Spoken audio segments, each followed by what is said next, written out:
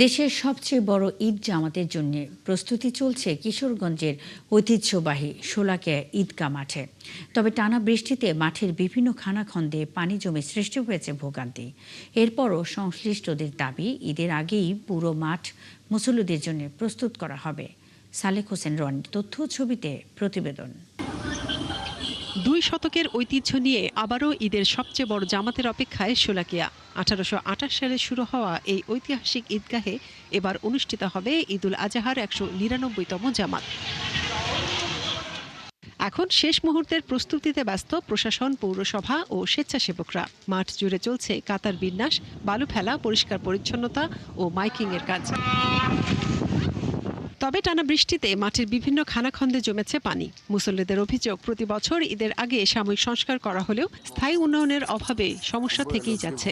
পরিষ্কার পরিচ্ছন্নতা, এই পয় নিষ্কাশন এবং এই যে অজুর ব্যবস্থা সহ বিভিন্ন দায়িত্ব পৌরসভা পালন করে থাকে। কিশোরগঞ্জ শোলাকিয়ার ঐতিহ্য না, এটা বাংলাদেশের ঐতিহ্য। এইটা 199তম ঈদের জামাত, এটা আসলে একটা সৌন্দর্যতার আসলে প্রয়োজন। এদিকে সংশ্লিষ্টরা বলছেন, ঈদের আগেই মাঠ পুরোপুরি প্রস্তুত করা হবে। এই মাঠ পুরাটা যাতে সবুজায়ন হয় এবং বৃষ্টি বাদল আসলেও মুসল্লিরা যাতে নামাজ পড়তে পারে, সেই পদক্ষেপ গ্রহণ করা হবে।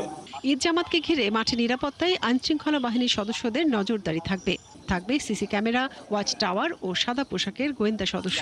আর মুসল্লিদের যাতায়াতে বিশেষ ট্রেন সহ প্রয়োজনীয় ব্যবস্থাও রাখা হচ্ছে, জানিয়েছে প্রশাসন। এই জামাত অনুষ্ঠিত করার জন্য ইতিমধ্যেই প্রশাসন, পুলিশ প্রশাসন, র্যাব, বিজিপি সহ, আনসার সহ এবং আরো সরকারি বিভিন্ন দপ্তর কাজে নিয়োজিত আছেন। ঈদগাহ মাঠে 4টি ওয়াচ টাওয়ার স্থাপন করা হয়েছে। শোলাকিয়া ঈদগাহ মাঠ সহ আশেপাশের স্থানসমূহে 8টি সেক্টরে ভাগ করে আইন শৃঙ্খলা রক্ষাকারী বাহিনী সদস্য মোতায়েন করা হবে। জায়নামাজ নিয়ে আসবেন, কোনো টর্চ লাইট অথবা ম্যাচ লাইট যা আছে, কোনো ম্যাচ বা অন্যান্য কিছু নিয়ে আসবেন না।